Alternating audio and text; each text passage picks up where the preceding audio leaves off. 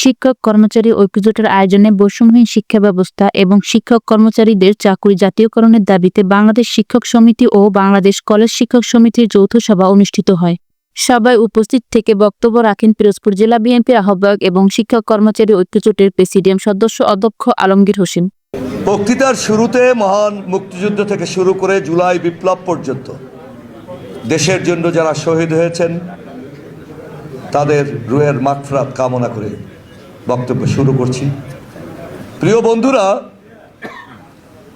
শিক্ষকদের ভাগ্যের সাথে বিএনপির ভাগ্য জড়িত, অথবা বিএনপির ভাগ্যের সাথে শিক্ষকদের ভাগ্য জড়িত।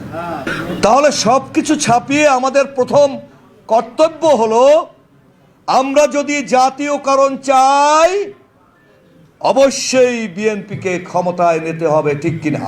ঠিক। বিএনপিকে ক্ষমতায় নিতে হলে আমাদের যে কার্যক্রম করতে হবে, আমরা কি তা সম্পৃক্ত হতে পেরেছি?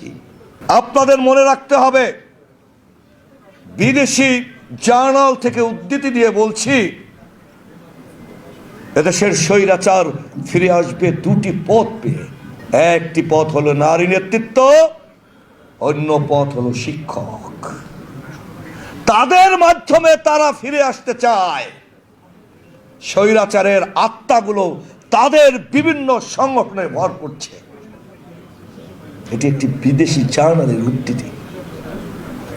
তাহলে আমাদের শিক্ষক সংগঠনটি, যেটার প্রধান অধ্যক্ষ সেলিম ভূঁইয়া, যারা বিশ্বাস করে এদেশের মানুষের ভাগ্য পরিবর্তন শহীদ জিয়ার দল জাতীয়তাবাদী দল থেকে হয়েছে, ভবিষ্যতেই হবে, তাদেরকে সাচ্চা হতে হবে। এদেশের মানুষ আমাদের কাছে, আমাদের নেতৃত্বে অনেক কিছু আশা করে। আপনি শিক্ষক, আপনি বিএনপি মনা, আপনার কাছে প্রত্যাশা অনেক। সেই প্রত্যাশা পূরণ করতে হবে। স্থানীয় রাজনীতিতে আপনার অন্তর্ভুক্তি থাকতে হবে আপনার যোগ্যতা অনুযায়ী।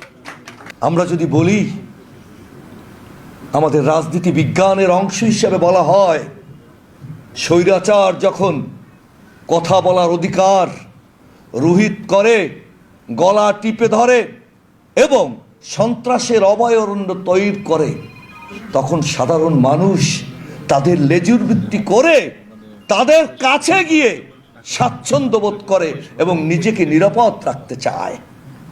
17 বছরে আমরা তাই করেছি।